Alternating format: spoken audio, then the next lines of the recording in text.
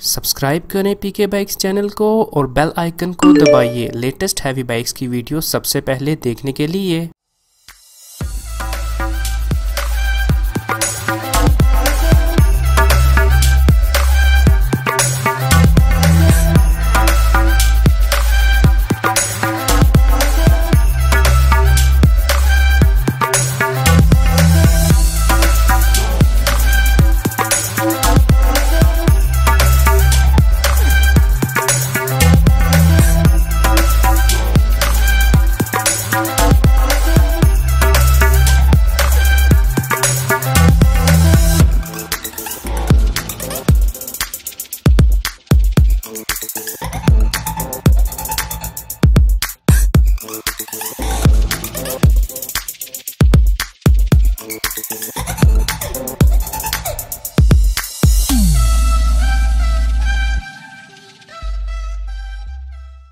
This video is brought to you by CarCraft.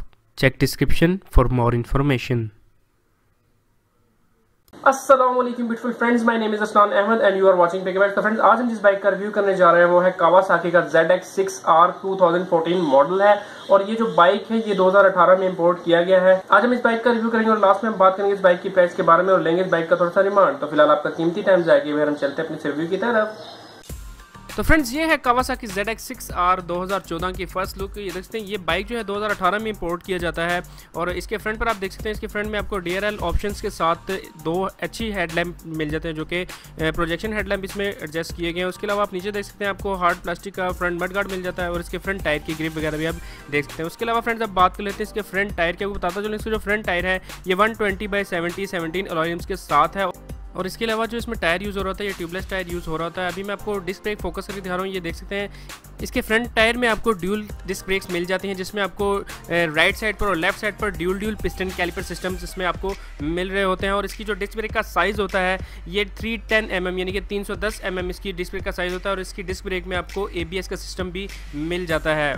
तो friends, अब बात कर लेते हैं इसके बैक टायर की। आपको बताता चलो, इसके जो बैक टायर का साइज़ है ये 180/55 17 इंचेस अलॉय रिम यहाँ पर हमें मिल जाते हैं और इसमें जो टायर यूज़ हो रहा है ये भी हमें ट्यूबलेस टायर मिल जाता है। इसके अलावा इसकी डिस्क ब्रेक आप देख सकते हैं, इसकी डिस्क ब्रेक हमें सिंगल पिस्टन डिस्क ब्रेक मिल जाती है और इसका जो साइज़ है 220 mm यहाँ पर हमें इसका साइज़ मिल जाता है और ये एक हैवी ड्यूटी डिस्क ब्रेक है। और ये आप देख सकते हैं, इसमें जो एग्जॉस्ट लगाया गया स्कॉर्पियन का एग्जॉस्ट है। तो लास्ट में हमें इस एग्जॉस्ट का साउंड भी चेक करेंगे और अभी हम बात कर लेते हैं इसके मीटर की। आपको बताता चलो, इसके मीटर में हमें डिजिटल एंड एनालॉग की ऑप्शन मिल जाती हैं जहाँ पर हमें speedometer, tachometer, odometer, clock, fuel gauge, gear indicator, low oil warning और बैटरी लो जैसी ऑप्शंस हमें यहाँ पर मिल जाती हैं। और फ्रेंड्स, अब बात कर लेते हैं इसके राइट ग्रिप की। इसकी राइट ग्रिप में सबसे ऊपर आपको मिल जाता है किल स्विच और नीचे आपको मिल जाती है सेल्फ स्टार्ट की ऑप्शन। इसके अलावा अगर लेफ्ट ग्रिप की बात कर ली जाए तो यहाँ पर हमें सबसे ऊपर आप देख सकते हैं डिपर की ऑप्शन हमें यहाँ पर मिल जाती है जो कि हमें R6 में नहीं मिल रही थी। और इसके पावर की ऑप्शन है, पावर मोड्स हैं और नीचे अगर करें तो ट्रैक्शन मोड्स की ऑप्शन हमें मिल जाती हैं। ये स्विच आप देख सकते हैं, ये एक एक्स्ट्रा स्विच लगाया है जिसमें हमें पावर एंड ट्रैक्शन मोड्स के ऑप्शन मिल जाते हैं। उसके अलावा हमें ऑटो इंडिकेटर मिल जाती है, हॉर्न ऑप्शन मिल जाती है और लाइट्स की जो है हाई एंड लो की ऑप्शन मिल जाती है। तो फ्रेंड्स, अभी आप देख सकते हैं इसका ये जो सिस्टम है, की सिस्टम है, ये कैसा है, यहीं से आपको इग्निशन करंट ऑन होता है, यहीं से आपका हैंडल लॉक भी होता है। और इसकी की देख सकते हैं, इसकी की क्वालिटी आप देख सकते हैं कि की के ऊपर भी आप देखें कावासाकी लिखा हुआ है। ये मैं आपको फोकस करके भी दिखा रहा हूँ। उसके अलावा अभी हम की इसकी वापस डाल देते हैं और हम बात करेंगे इसके टैंक के बारे में। आपको बताते हैं, इसके टैंक में आप 17 लीटर तक पेट्रोल डाल सकते हैं। और बात कीजिए अगर डिटेल में इसकी माइलेज की तो आपको बताता चलूँ, अगर आप इन सिटी ये बाइक चलाते हैं तो ये आपको 15 किलोमीटर पर लीटर के हिसाब से देने की सलाहियत रखता है। अगर आप इसको लॉन्ग रूट पर लेकर चलते हैं तो ये आपको 20 किलोमीटर पर लीटर चलाने की सलाहियत तो ये बाइक देता है। और अगर आप कंबाइन चलाते हैं इन सिटी या लॉन्ग रूट इसको लेकर जाते हैं तो ये इसकी जो एवरेज हमारे पास आ रही होती है ये 17.5 किलोमीटर पर लीटर चलने की ये सलाहियत रख रहा होता है। उसके अलावा आप इसकी टेल लाइट देख सकते हैं, इसकी टेल लाइट एक अच्छे डिज़ाइन में है। इसमें बैक साइड पर किसी किस्म के कोई इंडिकेटर्स नहीं लगाया। अगर आप लगाना चाहते हैं तो आप अपनी मर्ज़ी आप लगा सकते हैं। और इसके बैक टायर की ग्रिप वगैरह भी देख सकते हैं, ये मैं आपको फोकस करके दिखा रहा हूँ। तो साथ ही साथ अब हम ले चलते हैं आपको इसके मोनोशॉक की तरफ। आपको बताता चलूँ फ्रेंड्स, इसका जो ये मोनोशॉक है ये bottom link Unitrak with gas charge है।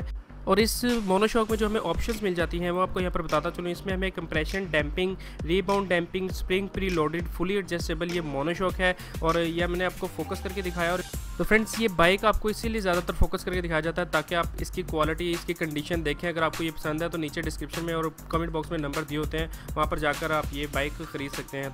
तो फ्रेंड्स अब बात कर लेते हैं मेन इसके इंजन की। आपको बताता चलूँ, इसके इंजन में आपको लिक्विड कूल इंजन मिल जाता है जो कि 4 स्ट्रोक इनलाइन 4 सिलेंडर है। और ये इंजन जो है ये DOHC 16 वॉल्व है। DOHC यानी कि ड्यूल ओवरहेड कैमशाफ्ट इसका इंजन आपको मिल जाता है, जिसके आपको 16 वॉल्व्स मिल जाते हैं। और यहाँ पर आपको ये चीज़ भी बताता चलूँ कि इसमें आपको 6 गियर्स मिल जाते हैं। पहला गियर आगे लगता है, बाकी के 5 गियर बैक साइड पर लगते हैं, जिसे हम आसान लफ्ज़ों में रिटर्न शिफ्ट कह रहे होते हैं। और इस बाइक की जो डिस्प्लेसमेंट है, यहाँ पर आपको ये भी बताता चलूँ कि ये 636 क्यूबिक सेंटीमीटर हमें इस बाइक की डिस्प्लेसमेंट मिल जाती है। वैसे तो ये बाइक 600 कैटेगरी में आता है, लेकिन फिर भी हमें 0.63 क्यूबिक सेंटीमीटर्स में ज़्यादा मिल रहे होते हैं। इसके अलावा आप बात करते हैं इसकी कंप्रेशन रेशो की। इसकी जो कंप्रेशन रेशो है 12.9:1 हमें इसकी कंप्रेशन रेशो मिल जाती है। बोर के बारे में बताता चलूँ 67.0 mm इसका बोर है। और स्ट्रोक के बारे में बात कर लूँ तो यहाँ पर आपको 45.1 mm इसका स्ट्रोक मिल जाता है। तो फ्रेंड्स यहाँ पर आपको ये चीज़ भी क्लियर कर दूँ कि इस बाइक का जो ड्राई वेट है, ये मैंने आपको पहले भी बताया था कि ड्राई वेट और होता है, और इसमें जो टोटल वेट आ रहा होता है वो पेट्रोल और इसका इंजन ऑयल डालने के बाद आ रहा होता है। और यहाँ पर आपको ये चीज़ बताता हूँ कि इस बाइक का जो ड्राई वेट है ये 194 kg यहाँ पर हमें इसका ड्राई वेट मिल जाता है। तो फ्रेंड्स अब हम बात करेंगे इसकी टॉप स्पीड के बारे में और कुछ ही सेकंड में ये कितना किलोमीटर चलने की सलाहियत रखता है और इसकी क्या हॉर्स पावर है और इसकी क्या टॉर्क है, इस बारे में अभी हम बात करेंगे। तो यहाँ पर आपको बताता चलूँ कि इस बाइक की जो टॉप स्पीड है ये 262 किलोमीटर पर और चलने की सलाहियत ये बाइक रखता है। उसके अलावा आपको ये भी बताता चलूँ कि ये 4 सेकंड में, सिर्फ और सिर्फ 4 सेकंड में 0 to 110 किलोमीटर पर और चलने की ये सलाहियत रखता है। यानी कि ये सिर्फ और सिर्फ 4 सेकंड में 0 से लेकर 110 तक जाने की ये सलाहियत रखता है। और इसकी जो हॉर्स पावर है यहाँ पर आपको बताता चलूँ 129.2 bhp इसकी हॉर्स पावर मिल जाती है, जो कि हमें 13,500 RPM पर मिल रही होती है। इसके अलावा अगर इसकी टॉर्क की बात की जाए तो 71 न्यूटन मीटर में टॉर्क मिल जाती है, जो कि 11,500 RPM पर हमें मिल रही होती है। तो फ्रेंड्स ये तो थी इस बाइक की कुछ मेन स्पेसिफिकेशन। तो अभी हम बात करेंगे मेन डीलर से इस बाइक के बारे में, थोड़ा से उनसे इन्फॉर्मेशन मज़ीद और लेंगे और पूछेंगे इसकी प्राइस क्या है, और लास्ट में हम इस बाइक का साउंड चेक करेंगे। अगर आप लोग ये बाइक लेने में इंटरेस्टेड हैं तो नीचे कमेंट बॉक्स में और डिस्क्रिप्शन में नंबर दिए गए हैं, आप डायरेक्टली खुद भी कॉन्टैक्ट कर सकते हैं। तो फ्रेंड्स अभी आपने कावासाकी निंजा 6R का रिव्यू देखा, तो इसमें आफ्टर मार्केट क्या है, इसकी क्या खुसूसियात है, अभी भाई मैं रिव्यू कर रहा था तो साथ साथ मुझे भाई गाइड भी कर रहे थे, जोनी भाई। तो अभी हमारे साथ कार क्राफ्ट से जोनी भाई हैं, ये थोड़ा सा हमें बताएंगे कि आफ्टर मार्केट क्या और क्या खुसूसियात है इस बाइक में, थोड़ा सा आप प्लीज गाइड कीजिएगा। जी बिल्कुल। ये जी 2014 मॉडल का कावासाकी ZX 636 है। सही। इसका सबसे बड़ा फर्क तो जी बाकी 600 से ये है कि ये 636 सीसी है। Hence the name Kawasaki 636 Ninja. मतलब डिस्प्लेसमेंट भी सेम ही है? ये डिस्प्लेसमेंट ज्यादा है। अच्छा। 636 है ये। सही। दूसरा इसमें जो आप पर्टिकुलर बाइक जिसका भी आपने रिव्यू किया है, जी जी। इसमें काफी आफ्टर मार्केट जो चीजें हैं वो भी इंस्टॉल्ड हैं। इसमें सबसे जो बड़ा और जो मेजर एक परफॉर्मेंस पार्ट किसी बाइक में अगर आप डाल सकते हैं तो वो उसका एग्जॉस्ट सिस्टम होता है। तो इस पर्टिकुलर बाइक में जी हाँ जी टोटली जो है वो एग्जॉस्ट स्कॉर्पियन का लगा हुआ है, which is a full system. It comes with the headers and slip on.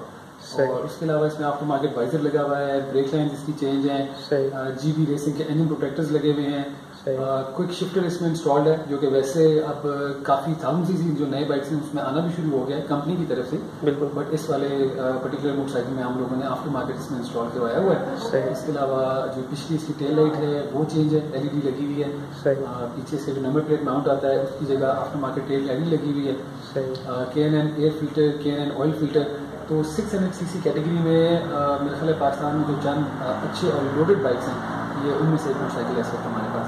सही। उसके अलावा मुझे भाई बता रहे थे कि इसमें ABS का सिस्टम भी है, बाकी जिसमें मॉडल्स आते हैं उसमें तकरीबन ना होने के बराबर होता है। तो ऐसा काफी अब बाइक्स में जो नए बाइक्स आ रहे हैं उसमें तो टेक्नोलॉजिकल एडवांसेस इतने हो चुके हैं कि अब काफी बाइक्स में ABS और जो ट्रैक्शन कंट्रोल है वो एज स्टैंडर्ड आना शुरू हो गया है। लेकिन 600 सीसी मोटरसाइकिलों में अभी भी कंपनीज या हर कंपनी ये ऑप्शंस नहीं दे रही। तो कावासाकी में जो आपने बाइक अभी देखा है कावासाकी निंजा 636, इसमें जो ट्रैक्शन कंट्रोल है और ABS ब्रेकिंग है वो इसमें एज स्टैंडर्ड आ रहा है, which is a very big advantage for the rider के जो नए राइडर्स भी हैं उनके लिए भी ये चलाने में काफ़ी आसानी हो जाती है। अगर आपको कहीं पे हार्ड ब्रेकिंग भी करनी पड़े तो बाइक स्किड नहीं करता, ABS का मतलब एंटी लॉक ब्रेकिंग सिस्टम है, बिल्कुल बाइक स्किड नहीं करता, आपके लिए काफ़ी आसानी हो जाती है चलाने में। सही। और ट्रैक्शन कंट्रोल में यही है कि अगर आप कभी बाइक को बहुत भर के थ्रॉटल दे दें, बहुत तेज एकदम से बाइक को रेस दे दें, तो वो पीछे से टेल आउट नहीं करता, स्पिन नहीं करता, वो अपने आप को एक जगह पे ही रखता है। तो काफ़ी ये जो है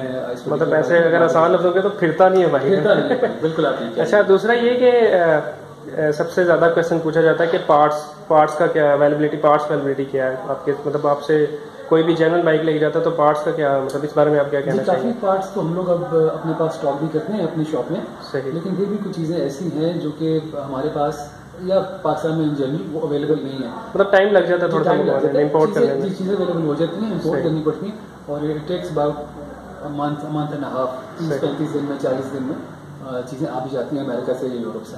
सही। और दूसरा इसकी आप प्राइस क्या डिमांड कर रहे हैं? जी, हम लोग 1475 इसकी डिमांड कर रहे हैं बाइक की, 14,75,000 की डिमांड। सही। और बाकी बाइक आपने देख लिया, हमारे दोस्तों ने भी देख लिया। चलिए, अभी आपने माशाल्लाह इसका बताया एग्जॉस्ट का, तो अभी इसके साउंड को टेस्ट करते हैं जाकर। चलिए फ्रेंड्स,